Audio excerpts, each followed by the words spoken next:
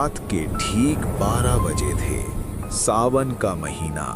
आसमान में बादल ऐसे फैले थे जैसे किसी ने पूरा आकाश काले कपड़े से ढक दिया हो।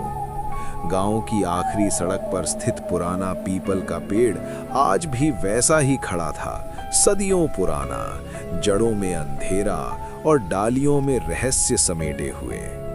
गांव के बुजुर्ग कहते थे कि इस पेड़ के पास रात में मत जाना, क्योंकि यहाँ छलावा रहता है। जो भी इसे सच समझकर इसके पीछे गया वो कभी वापस नहीं लौटा।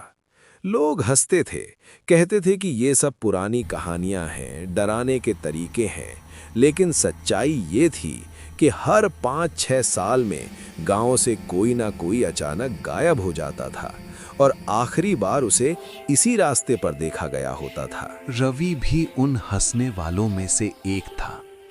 शहर में पढ़ा लिखा, मोबाइल और इंटरनेट की दुनिया में जीने वाला। वो अपने दादा की मौत के बाद पहली बार गांव आया था। उसे गांव की बातें, डर, भूत प्रेत सब बेकार लगते थे। उस रात भी जब उसकी दादी ने सख्त आवाज में कहा, रात को बाहर मत निकलना, खासकर पीपल वाले रास्ते पर, तो रवि बस मुस्कुरा दिया। उसे लगा ये सब अंधविश्वास है। रात करीब 2:30 बजे उसे नींद खुली। बाहर से किसी के रोने की आवाज आ रही थी, बहुत धीमी, लेकिन इतनी दर्द भरी कि अनसुना करना मुश्किल था। कोई है, बचा लो। आवाज किसी औरत की थी। रवि बिस्तर पर बैठ गया। उसका दिल तेज धड़कने लगा, लेकिन दिमाग कह रहा था कोई मजाक कर रहा होगा। फिर आवाज आई, इस बार थोड़ी पास से, रवि प्लीज। उसका नाम सुनते ही उसकी रीढ़ में सिहरन दौड़ गई। उसने दरवाजा खोला। बाहर घना अंधेरा था, चांद तक दिखाई नहीं दे रहा था। आवाज उसी पीपल वाले रास्ते की तरफ से आ रही थी। रवि ने मोबाइल की टॉर्च जलाई और धीरे धीरे आगे बढ़ा। मन में डर था, लेकिन उससे ज्यादा जिज्ञासा। जैसे जैसे वो आगे बढ़ रहा था, आवाज साफ होती जा रही थी। थोड़ी दूर पर उसे एक लड़की दिखी, सफेद साड़ी में, लंबे खुले बाल, सिर झुका हुआ। वो रो रही थी। अब ठीक है? रवि ने पूछा। लड़की ने धीरे धीरे सिर उठाया। चेहरा सुंदर था, बहुत ज्यादा सुंदर, लेकिन आंखों में अजीब सी खालीपन था। मैं रास्ता भटक गई हूं, उसने कहा। मुझे घर पहुंचा दो। वो दोनों चलने लगे। रास्ता अजीब था, सीधा होते हुए भी खत्म नहीं हो रहा था। गांव तो बहुत पहले पीछे छूट जाना चाहिए था, लेकिन चारों तरफ वही पेड़, वही अंधेरा। रवि ने पूछा, आपका घर कहाँ है? लड़की रुकी। धीरे धीरे उसकी गर्दन घूमी, पूरा 180 डिग्री। रवि का दिल जैसे रुक गया। लड़की ने उसी उल्टी गर्दन से कहा, यहीं। अचानक जोर की हंसी गूंजी। हवा में सड़ांत फैल गई। लड़की का चेहरा पिघलने लगा, आंखें काली हो गईं और शरीर धुएं जैसा बनने लगा।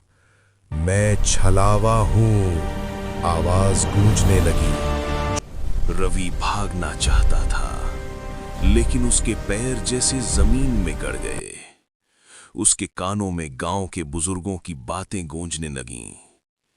छलावा किसी को जबरदस्ती नहीं मारता, वो खुद तुम्हें उसके पीछे चलने पर मजबूर करता है।